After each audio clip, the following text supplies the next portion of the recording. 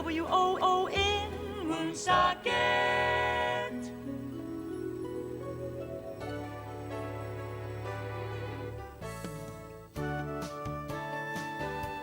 Good morning and welcome to Coffee Ann, the longest-running panel discussion show in American radio.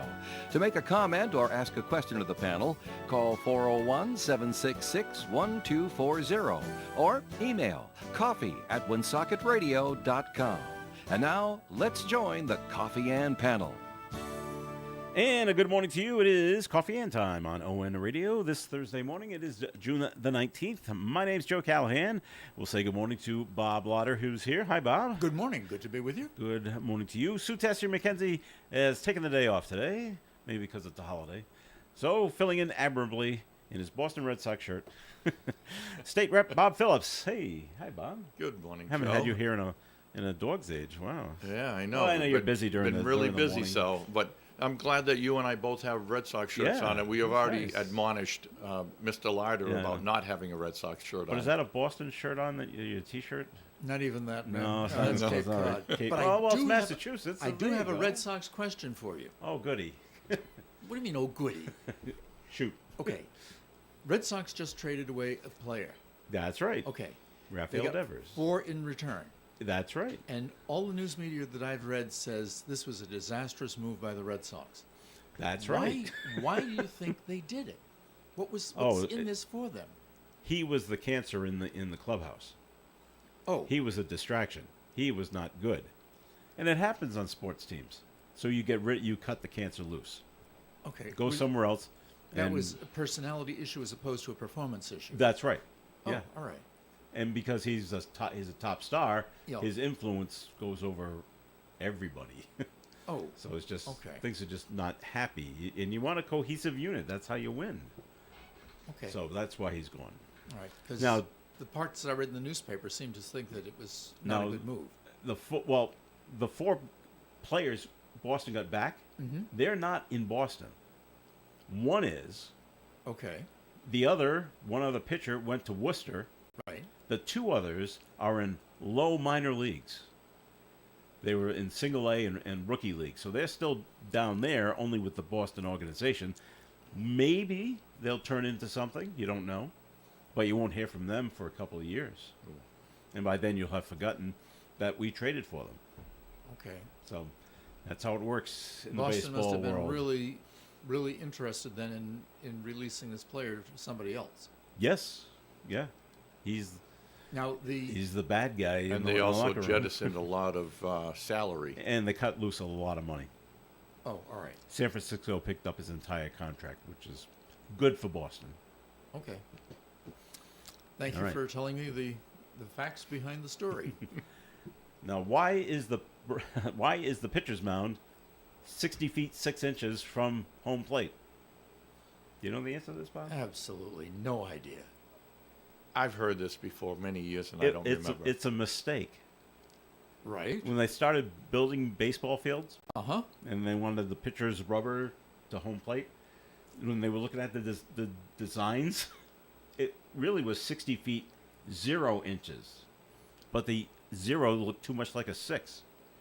So the people building it, well, that's odd, 60 That's feet right. 6 inches?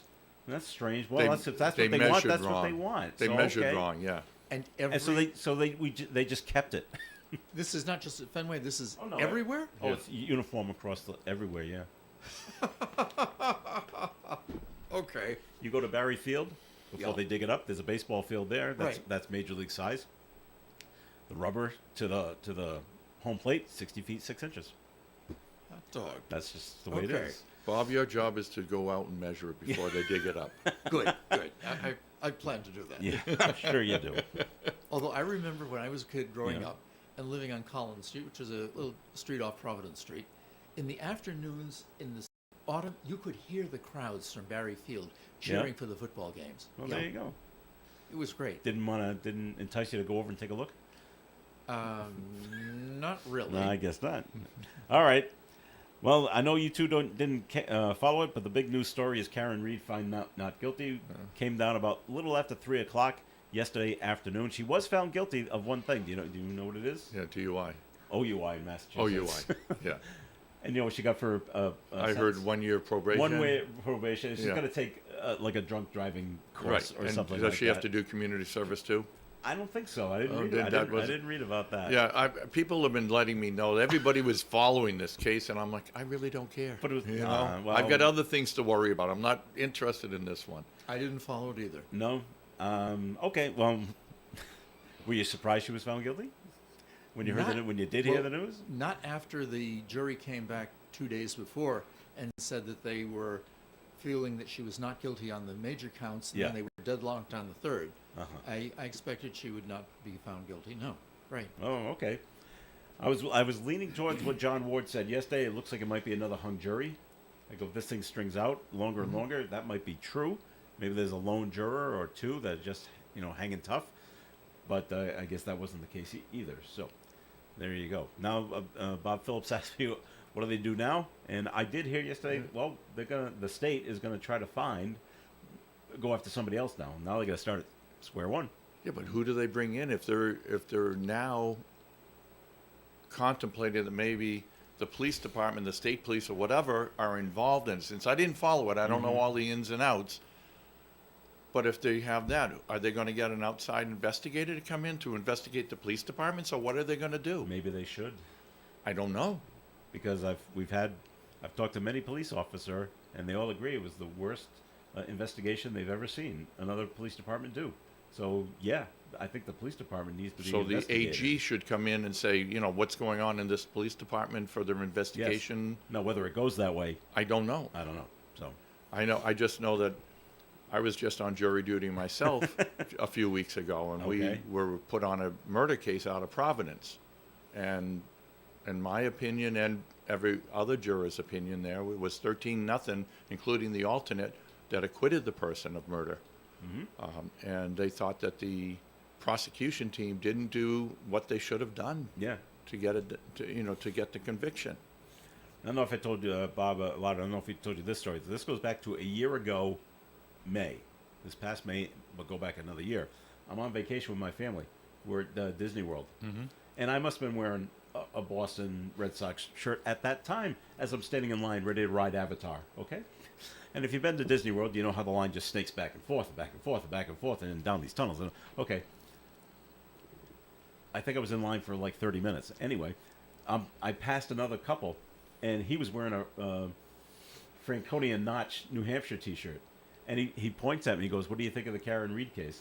And we talked Karen Reed for another 15 minutes in line down in Florida. Well, because you didn't move. Well, we were moving. And it's like, well, I'll catch up to you when I swing around here. But I always wonder what the people around us were thinking. Who's Karen Reed? And why are these two people talking about this? So, but it went all over back then. And so there you go. So, all right. I was happy with the verdict, by the way. It's hard to be as ignorant as I am on this subject. It's been on television all the time. Yeah, and, but you got to be like Bob. All right, do I want to focus in on what's going on? No. Do I want to watch court TV all day? Oh, good no. Lord, no. You got other things to do.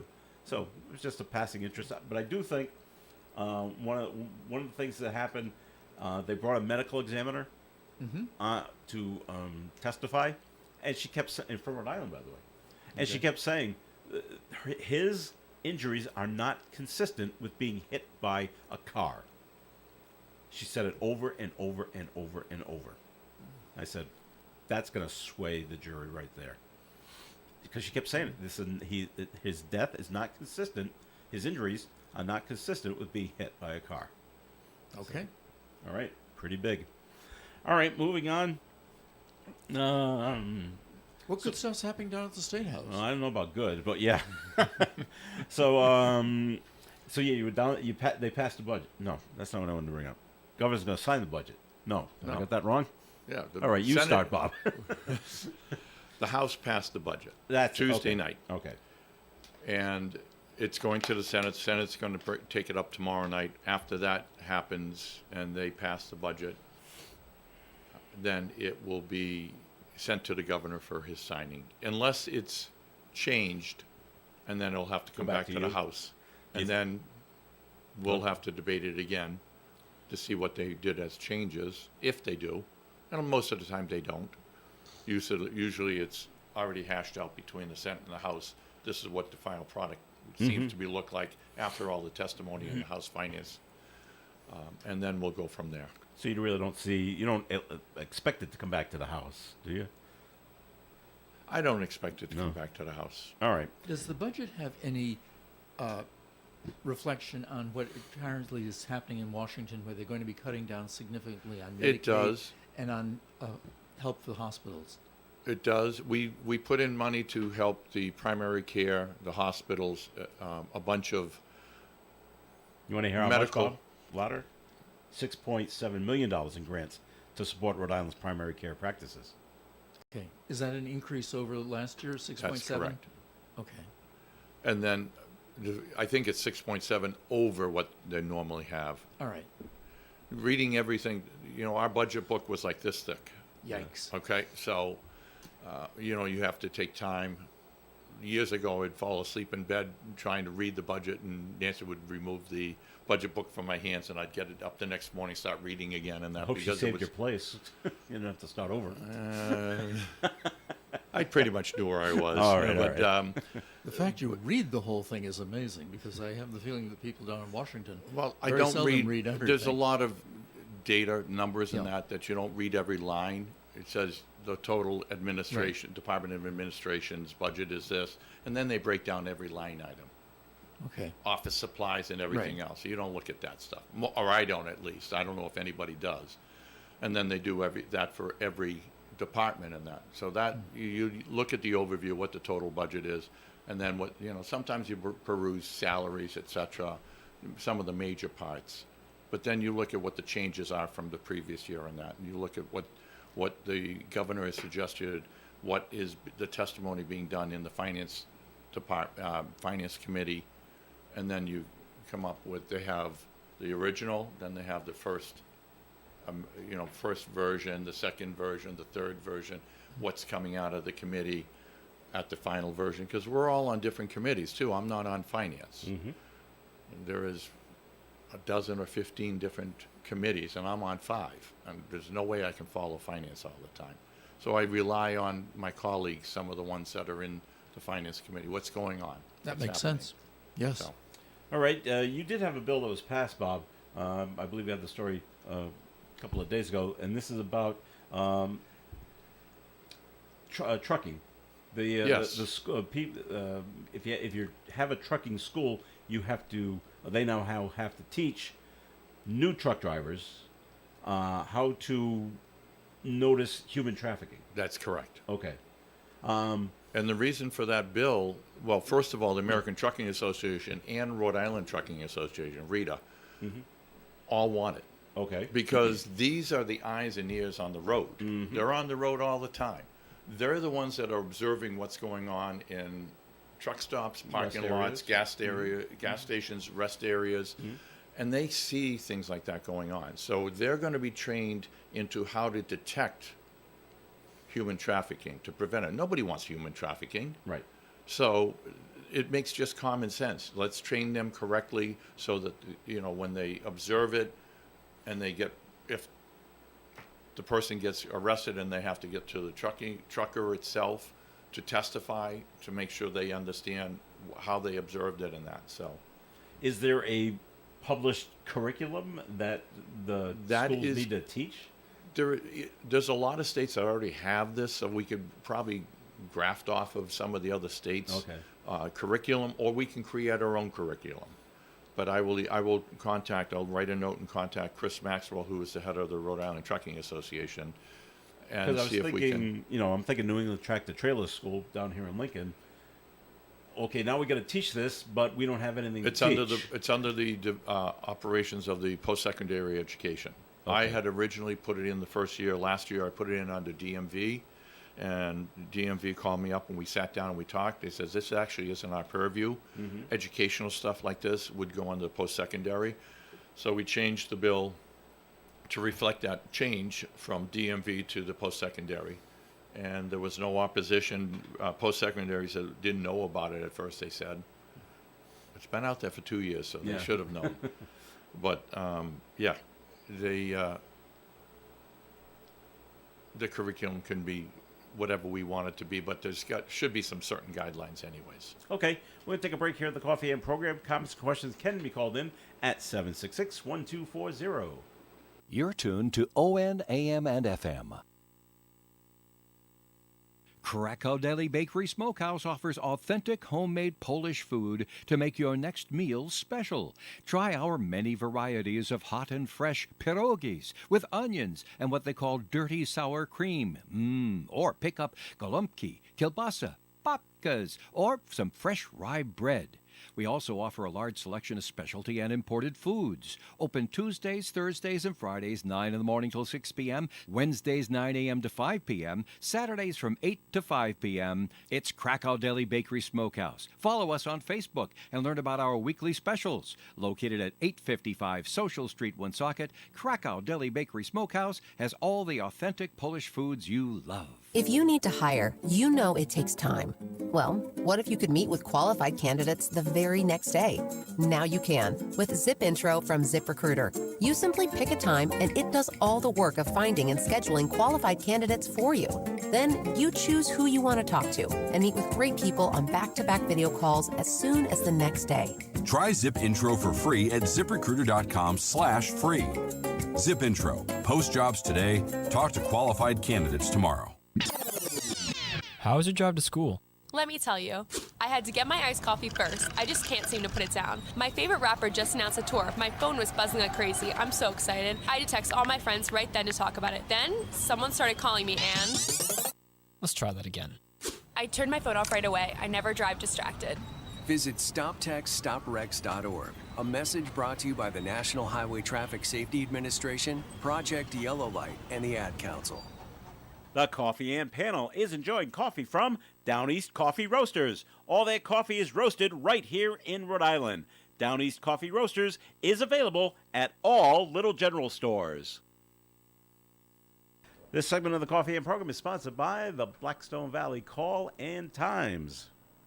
Whether you own a restaurant or an auto repair shop, you need as many customers as you can get. Every business does. Don't limit yourself to one newspaper. Get the power of 2 daily newspapers for the price of 1. The Blackstone Valley's Call and Times deliver customers from all over the valley with just one phone call. Phone 767-8500 for twice the effectiveness over twice the area. The Call and the Times. All right, Coffee and here on ON Radio. Joe Callahan here with a couple of Bobs, Bob Lauder, and State Rep Bob Phillips is here as well. And all right, Bob, you want to talk about the? Bob, sorry, Bob. I know who I want to speak to in my head. Why don't you guys know? Point. Bob Phillips. Okay. All right, you want to talk about the assault weapons ban bill? Oh, do you not? We've hashed this out and all 3 reps from Woonsocket voted against the assault weapons ban because I've talked to, and you're a lawyer. I don't know if you're up on constitutional thing. Is it every lawyer I've talked to about this says it's unconstitutional. The Constitution does not say you have the right to bear arms, except for it says you have the right to bear arms. Period.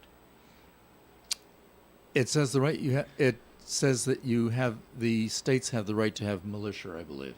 And that's been interpreted to be the right to bear arms. But there have been restrictions on things, such as for years you have not been allowed to have a machine gun, the old-fashioned kind of machine guns that you see in the Untouchables type of movies back from the 30s. And that's been illegal. So I can see them saying there are certain circumstances where you don't have this particular type of weapon. Could I build a nuclear bomb in my cellar? I'm not smart enough to do it, but if I had the equipment, is there some kind of prohibition against that? And that's a weapon that could be used for defense. But that's weapons of war. So is a rifle. I mean, if you're using a rifle to shoot an oncoming soldier who has a rifle as well, it's a weapon of war. But it's also, a rifle is also used for hunting, and most of them are used for hunting and or target practice. These AR-15s that they're gearing towards right now, that's the biggest one. They use that for sporting. There is a lot of sports clubs that have shooting at long distance for range just for that. And they have contests. Okay. So you're going to take that sporting away. So why don't they take the bow and arrow away? Why don't they take other things away? Well, if you ever see me using a bow and arrow, man, you could certainly understand the concept between taking that away from me. Yes. Well, the Senate approved their version of the bill, which the Senate bill bans the manufacture, purchase, sale, or transfer of certain firearms. Doesn't ban the lawful possession of the weapons. But Okay. you got to take what does Bullseye Shooting Supply do? Do they have to get rid of half their inventory now? If it passes, it has to go to the House now and then to the governor. Mm-hmm.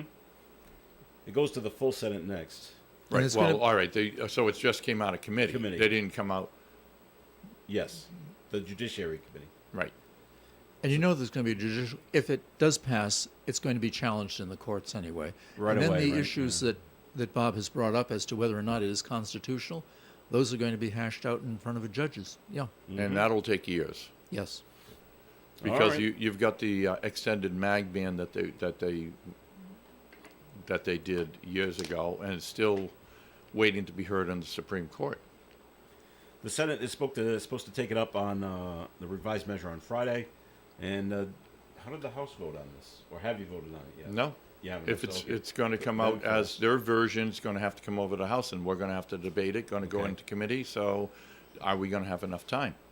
I know you're running out of time. Okay, all right. Well, I don't know if you saw it yesterday, but basically it is official, and I don't know if you've heard, but Pepin Lumber is closing. I Oh, heard no. that a couple of days ago. Their retirement sale Yeah. / going out of business.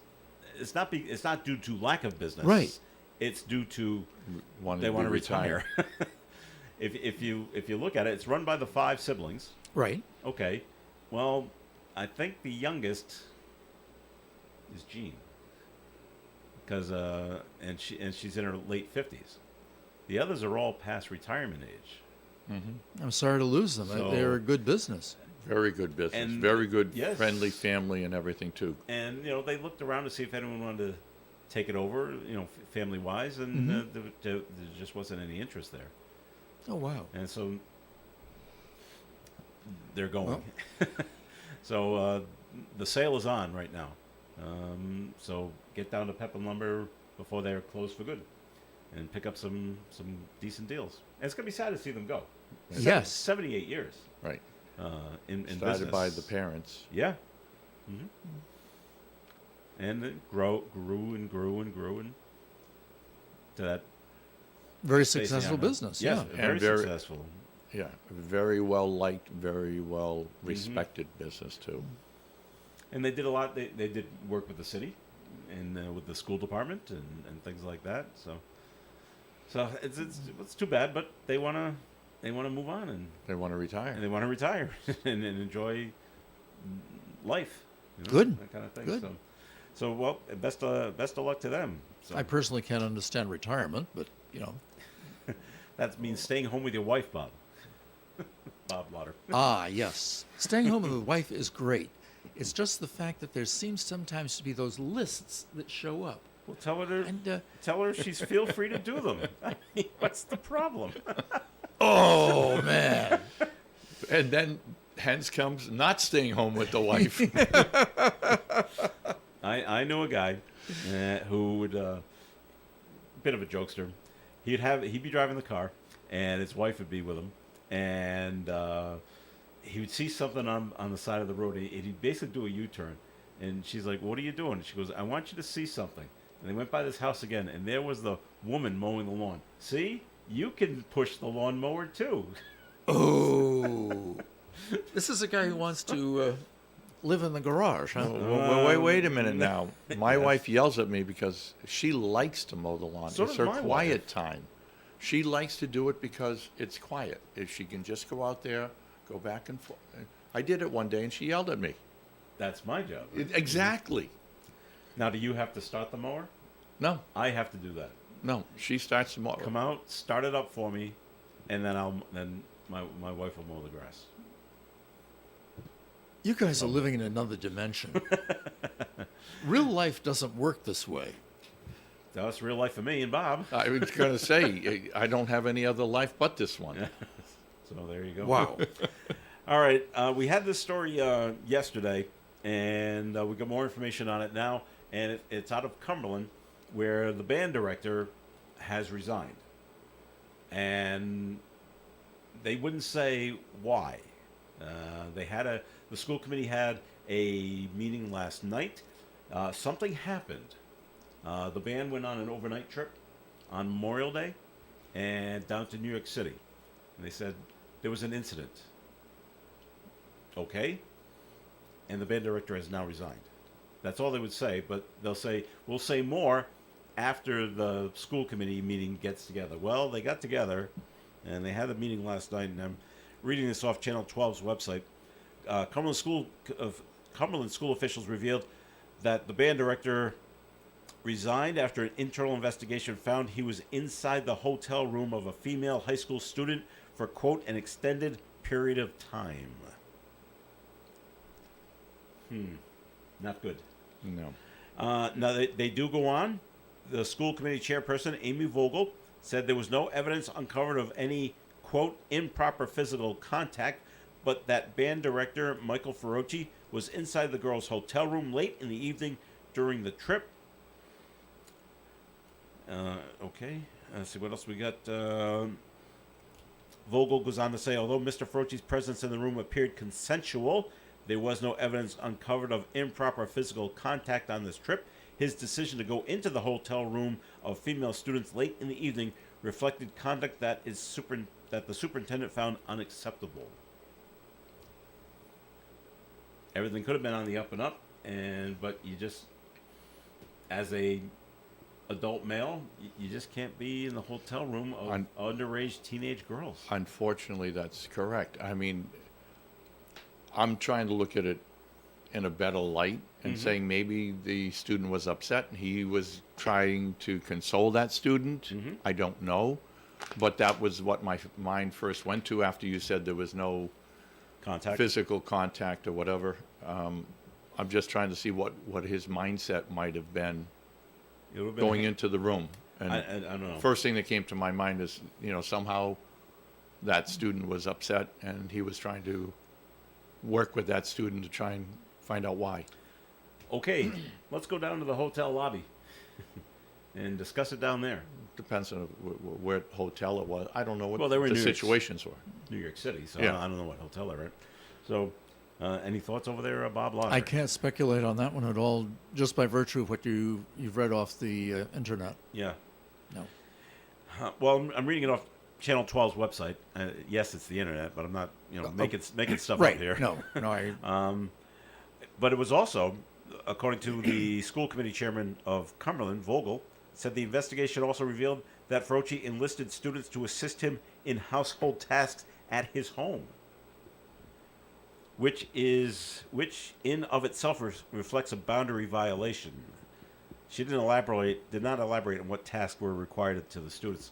Maybe he was asking them to come cut the grass, or rake the grass, or clean the gutters. I don't know. But why are you asking students to come to your house? Well, it could have to been do also that he was employing them. If you Doesn't say anything about being paid, but it's possible, I guess. But they have landscaping companies for that kind of thing. So I yeah, don't you know. guys have wives who'll do it. Darn. Of course, now the parents are not too happy, obviously, but they're not too happy with the Cumberland School Department for waiting so long to get information. Now, this incident took place Memorial Day, so we're looking at two and a half weeks ago. Yeah. And they said, if you read the article, they said it's just nothing but rumor and innuendo for the last 2 weeks flying around Cumberland about what happened, and getting no information out of the school department.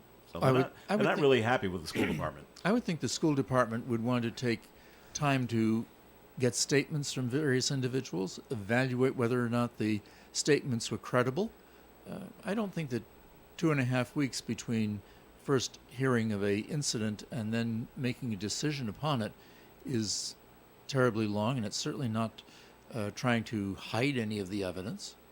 Let's take our time. Let's talk to people. Let's get their statements. Let's determine whether or not the statements coincide with each other, are credible, match up, where there's motives behind these that are not as immediately seen.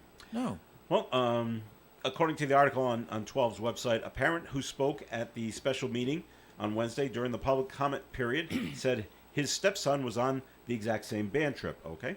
He says he only learned something happened from talking with his son, nothing from the school. And, quote, we just think maybe there's some type of better procedure that could be used just to say, listen, everyone is safe, everyone's accounted for, and has been talked to, and there's nothing to worry about, the parent said. All we've had is rumor over the last 2.5 weeks.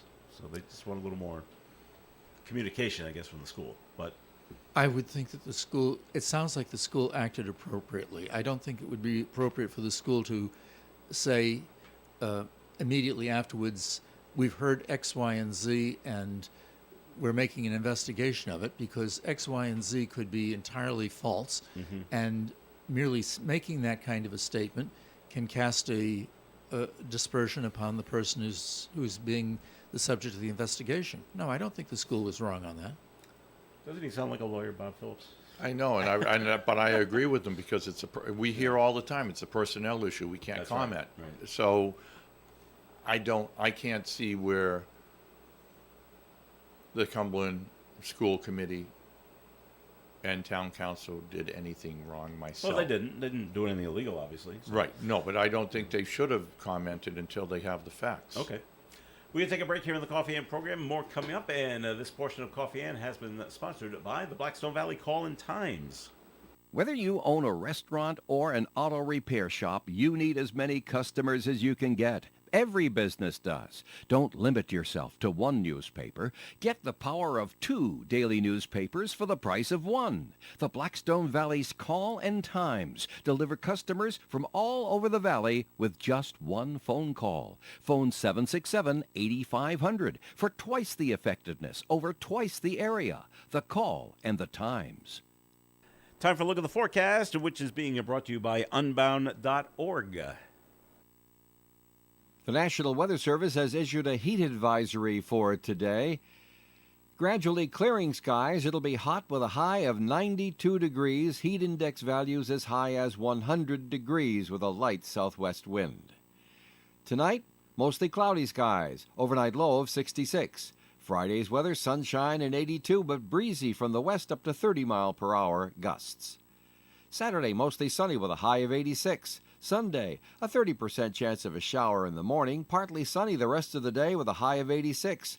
Monday, mostly sunny and hot with a high of 93. Tuesday, sunny and hot with a high of 97. And on Wednesday, mostly sunny and hot with a high of 91 degrees.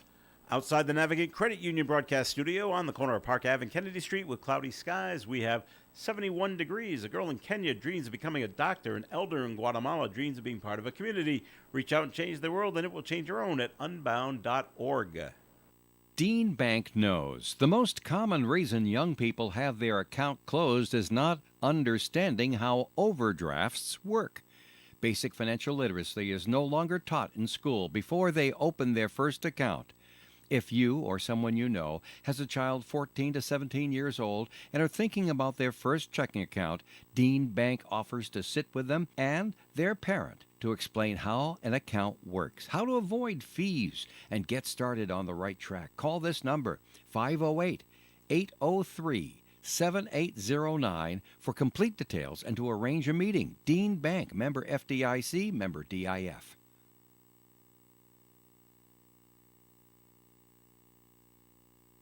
All right, it is Coffee Inn here on ON Radio. This is Joe Callahan here with State Rep Bob Phillips and Attorney Bob Lauder. And Bob, time for our first message from your law office. Thank you. Good morning. This is Attorney Bob Lauder. What I say in this commercial may be redundant to those of you who are listening to Dave Richards this morning. I'd like to talk to you this morning about today's holiday, Juneteenth. As all of us remember from high school history class, one of the causes of the American Civil War was the separation of some of the southern United States from the Union. based upon the Southern belief that Northern abolitionists would enact laws against what Southerners referred to as that particular institution, but was most understood to be slavery. During the war, in 1863, President Lincoln issued the Emancipation Proclamation, declaring freedom of enslaved people in the Confederate territories. But that law applied to those areas of the Confederacy over which Union forces at the time had no control, and word of the proclamation was not disseminated through the Confederacy.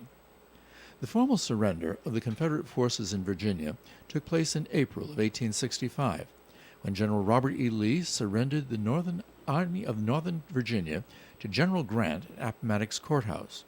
But Union control of parts of the Confederacy took time. It was not until June 18th in 1865 that the military governor assigned to the District of Texas published the advertisement that all slaves are free, and this involves an absolute equality of personal rights and rights of property between former masters and slaves, and the connection heretofore existing between them becomes that of employer and hired worker. The terms of the Emancipation Proclamation were later codified into the 13th Amendment of the United States Constitution. Now, while some of us may view Juneteenth as a holiday primarily for those of African American heritage, I think that all of us should be grateful for the results of the Civil War, and it was appropriate for all of us to celebrate the abolition of slavery for all people within the United States. If you think my office may be assistance in legal matters, please call me for an appointment. My name is Bob Lauder. My telephone number is 762-4550. And the disclaimer: the Supreme Court of Rhode Island licenses all attorneys in the general practice of law. The court does not license or certify any attorney as an expert or specialist in any field of practice. Thank you. All right, Bob. Thank you. And all right, Bob Phillips. You know, it's so rare when the Rhode Island House and the Rhode Island Senate both vote on the same bill and it passes in both houses unanimously. Do you find that rare? Usually, yes, but it depends on what the topic is. Well, this one is the school cell phone ban. Oh, gosh, yes. So it passed unanimously in both chambers. Oh, absolutely. And goes into effect not this August, but a year from this August.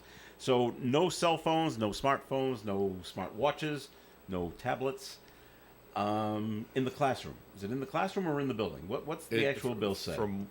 From what I can remember of the bill, it's in the classroom. Okay. So each school department has to set protocols and procedures on how to secure them. If the students bring them in, how are they going to secure them? Are they going to put them into the main office? Are they going to have each of the teachers be responsible for it? Depends on whatever the school department wants to come up with.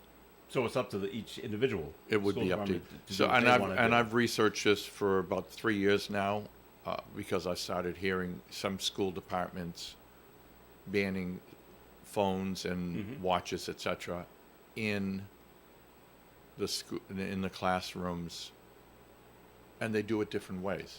They have those magnetic little pouches that you can put it in, and at the end of the day, you slide it almost like one of the cash register things when you have the tags on the shirts and the pants and that to get them off. It'll open the case. They have different areas in each room where you have a cabinet that everybody puts their cell phone in. And the teacher locks it up and leaves it locked up for the whole day. That way they're not on them to record fights, to maybe cyber bully other students. So we're going to wait and see what each school department does. Does that kind of include the determinations as to students who may need the phones? I understood from research I'd done for a commercial a few weeks ago that sometimes there's children who have lesser learning abilities who have to have the phones with them for some type of psychological... There is an exception. Okay. The IEPs? There's too many IEPs. It has to be a specific IEP or maybe even a 504. All right. Which is another type of educational aid for students. But for the majority of the time, it's going to be totally banned. And a lot of the complaints that school departments are starting to get is the parents are saying, I told my child they have to have their phone on them. there is a way for, if in case they have to get in touch with them, and there is a way. You call the school department, that school. Like the way it used to be. Yeah. And they would call the room. Can you send so-and-so down to the office? Their parent needs to talk to them. Mm-hmm. And that's fine. Okay. As a substitute teacher here in the Woonsocket school district, did you see where cell phones were getting in the way of education? Absolutely. You did? Absolutely. What grades do you normally substitute teach at? 6, 7, and 8. Okay. And so it was a problem. You saw it as a problem. I did. Firsthand. So Correct. how many times a day did you have to say, put your phone away? Way too many, because it's taken away from the teaching time that Yeah. you're supposed to be doing. Yeah, come on, you know there's no phones are allowed in school. You're supposed to keep in your locker, locked up in your locker. Put it away. Go to your locker, put it away. You do that constantly. Yeah. It doesn't matter. And they're on it, no matter what you wanted to say. Is there a reason why this bill can't go into effect this coming August? It's not giving the school departments enough time to set the procedures up. You have to give them time, and it's going to be a pretty good debate. Which way they're going to go? What's the cost going to be affected? Are any school systems in Rhode Island already banning it? Yes. Why can't Woonsocket go follow, I don't know, Because little Comptons, whatever they're doing? Because there is all different ways to tackle it. There's one school system in Massachusetts. They approach it a different way. Mr. Lauder, I'm going to use you as an example. Put your phone up on the top right corner of your desk, upside down, so the face is down. Mm-hmm. And the teacher would walk around as they're doing their instructional time, and they would make sure all the phones are there just by looking at all the desks. And if there was not a phone there, the teacher would make a mental note, okay, does this student normally have a phone? Because there are still a couple of students, not many, that don't have phones. Oh, okay. And then they'd say, okay, where's your phone? Well, if they don't, well, no, if it's either that or it might have broken, and I don't have it right now because it's broken or something. But there is all different ways to do it. Sometimes they have remember the bags that you put on the doors for the shoes? That's right. There's Use something that. similar to that. You have slots like that, but it's a assign special a number and put your phone in your number pouch. Correct. And then at the end of the day, take your phone out. Mm-hmm. And when the teacher leaves the room, the door is locked so nobody can take their phones. Okay. I don't know if you've ever seen I've seen a video online that was taken by a teacher that was, it was high school, and they were doing a test, and he walked around the room, he said no phones during the test, obviously, but he walked over to where the light switch was for the room and shut the light switch off. So now the room goes into darkness, except your phone, which lights up. Six phones are being used. There's a way to catch people cheating. I'm like, wow, pretty smart. That was pretty smart, is right. Yeah. All right. So that's going to take effect a year from now. So August of 2026. August 2026. Yep. All righty. Well, let's see. What other fun things are going on? Did you hear Karen Reed was acquitted? Old news, isn't this? Oh, it's already old. It's already old news, huh? Wow. We're gonna move Who's someplace Karen else. Reed? I don't know. Okay. What I want to know is how did all those people, all her supporters, get all this free time that they could go to Dedham every day for the last 2 months and support her? I'm like, don't you have anything else to do? Maybe they're independently wealthy. Maybe they are. So I don't know. So I wasn't there. I trust there you either. weren't there. No. No, the only time I've been to the Dedham court was jury duty. Oh, okay. And it wasn't fun. That building, I've said it before, is like 100 years old. It might even be older than that. So Okay.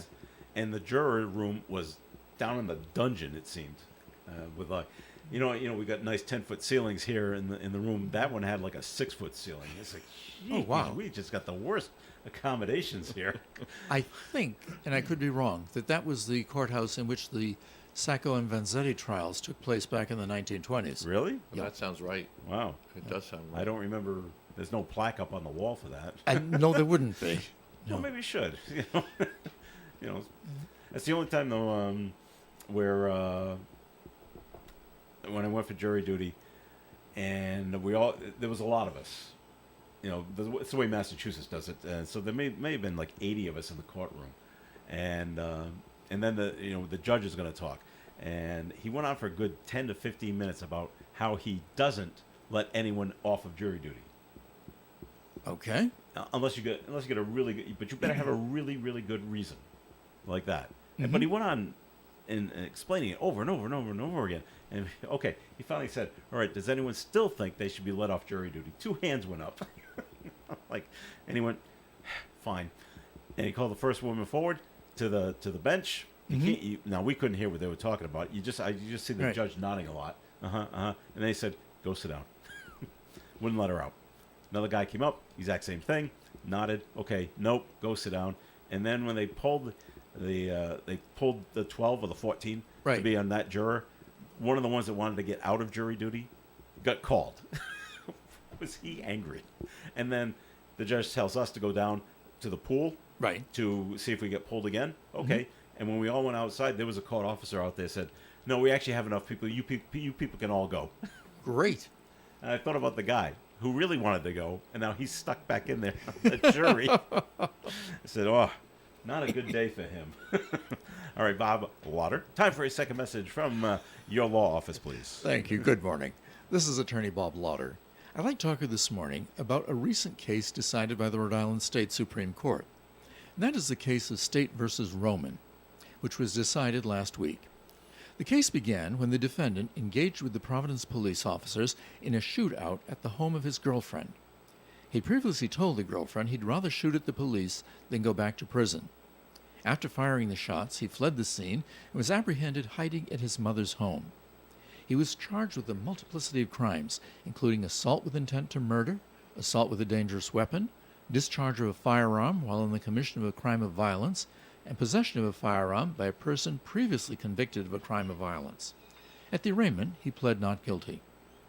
After a conference between the prosecutor and the defense attorney, a change of plea hearing was held wherein the defendant pled guilty to the charge, and the judge agreed to sentence the defendant to a term not to exceed 20 years of non-parolable time. A pre-sentence report was prepared to be submitted to the court prior to the actual sentencing. And in a pre-sentencing memorandum filed by the defense, it was argued that the defendant was entitled to some leniency in his sentence. He offered a report of a psychiatrist who diagnosed that the defendant suffered from an alcohol use disorder and concluded that the defendant was experiencing a blackout at the time of the night in question. The trial judge imposed a sentence of 70 years, with 30 to serve and 10 of those years to be non-parolable. The defendant filed an appeal with the state Supreme Court, arguing that the sentencing judge did not adequately consider his diminished capacity and other mitigating factors. The Supreme Court disagreed with the defendant. The court ruled that a defendant bears a heavy burden in overcoming the determinations made on a motion to reduce a sentence. And despite the questions as to whether or not the defendant ever said that he would rather shoot at the police than return to jail, and the fact that he had a disjointed life, it remained that he had committed an unprovoked attack on the police officer and had a prior criminal history involving a prior shooting at a neighbor. The Supreme Court found the sentence to be justified. If you think my office may be assisting you in legal matters, please call me for an appointment. My name is Bob Lauder.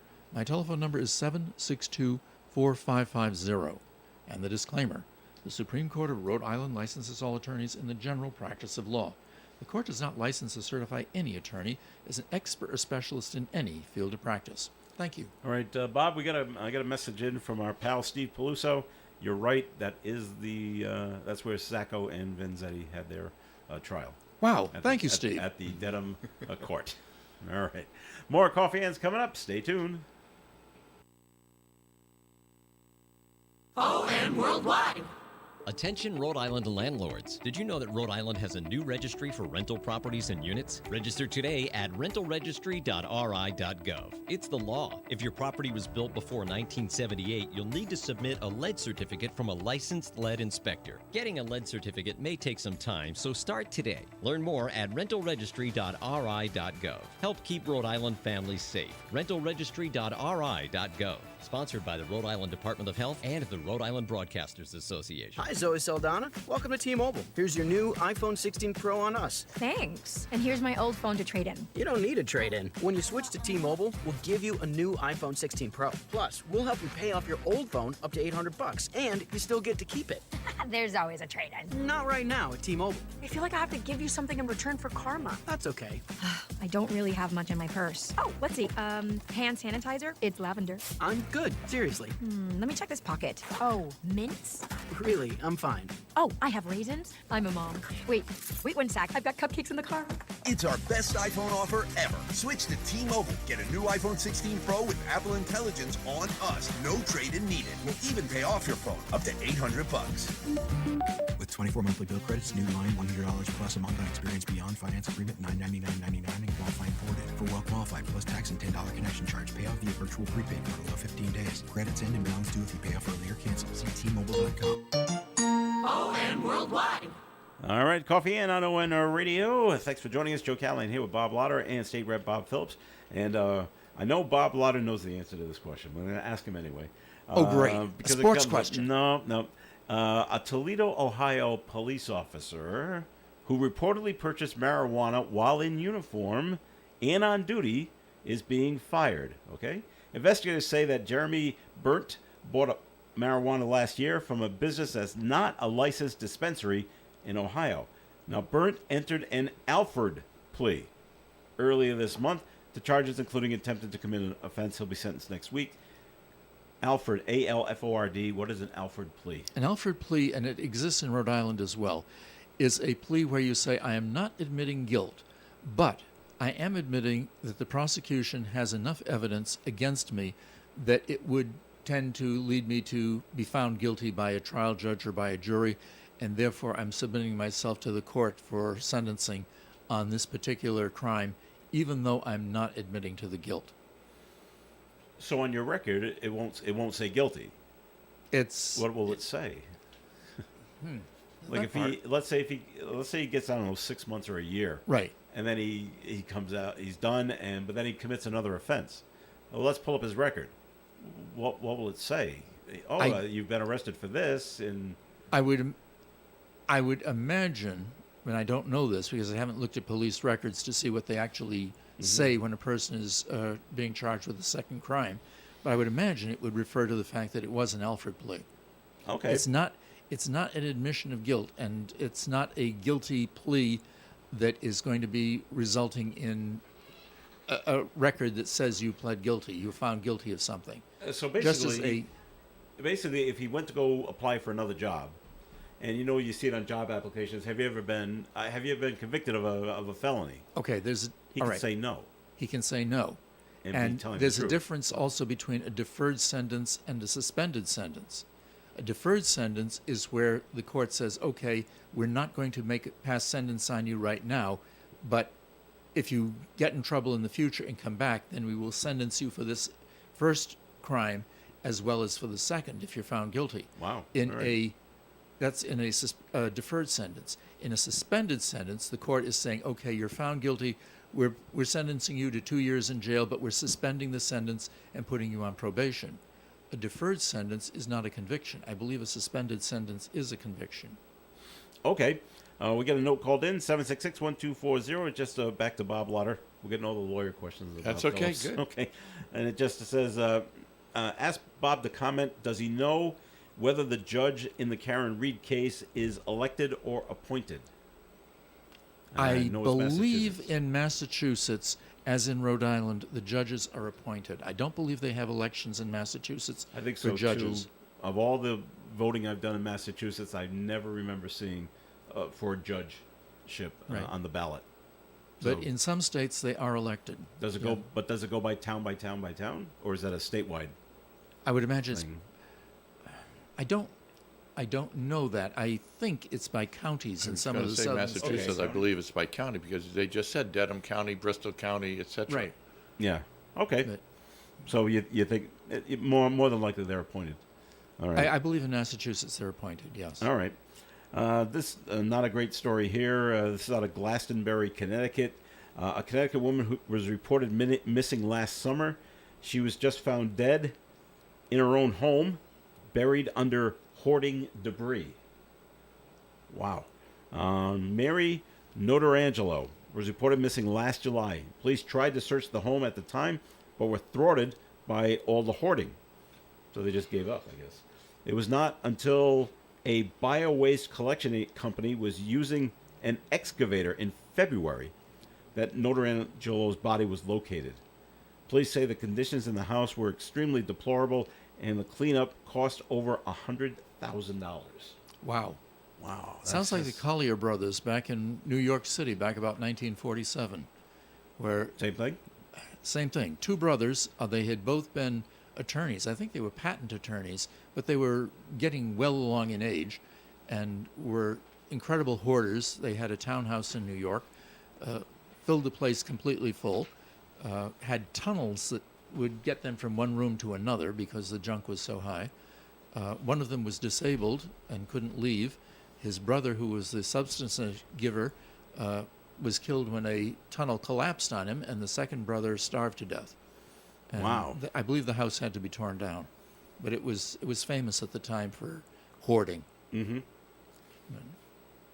Stuff I just don't understand. I mean, people collect stuff. I get it, but collect everything. And you see those shows on TV where don't look magazines at me. are stacked to the ceilings. Don't look at me with those accusing eyes. I mean, not- my wife will think that I'm you. a young Collier brother just in waiting. All right. Has anyone heard of the company called Liquid Death? No. The water? Yes, it's a water company. It's a water. It's all right.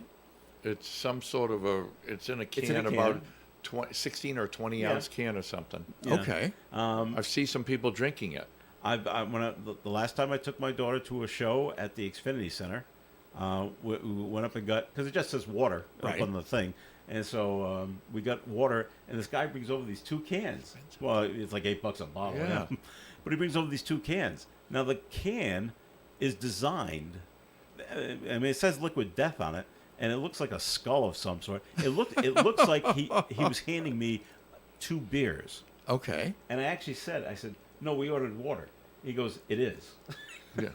And I looked at the can. Oh, it's water. It actually tastes pretty good, by the way. It does? Yeah. Okay. I've but never tried it. I've seen a lot of people have it mostly at events. Yes.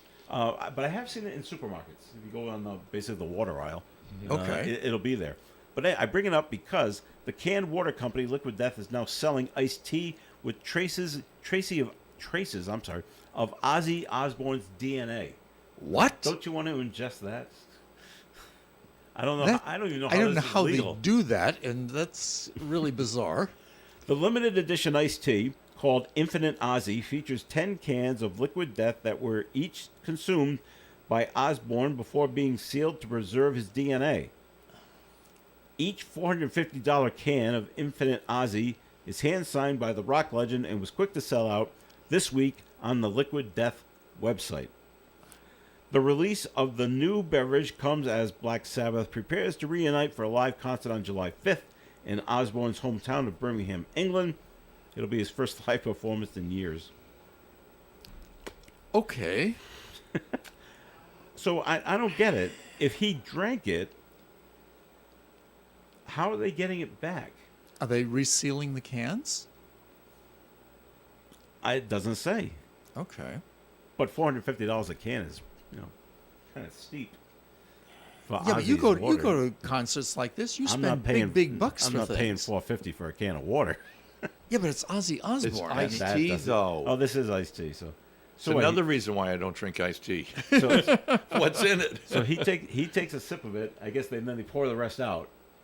So his DNA will somehow be still in the iced tea, and then we'll put it back in a can and say, "Here, Ozzy drank from this. Now you can have it too." It's the only thing I can think of. People will buy anything, Bob. Water. Wow. And that's one of the things. So. Okay. So, all right. Here's another law thing for you. All right. Oh golly. Do I have time? Sure. A little time. Virginia McDonald says it will pay for a woman's dental bills after she broke a tooth biting into a breakfast sandwich. She sued McDonald's. Her teeth were healthy before she bit into a sausage biscuit that shattered her left lower molar in March. She contacted the Golden Arches, wasn't getting anywhere. Then she decided to share her story with a local TV station. And to her surprise, McDonald's responded saying they'll compensate her.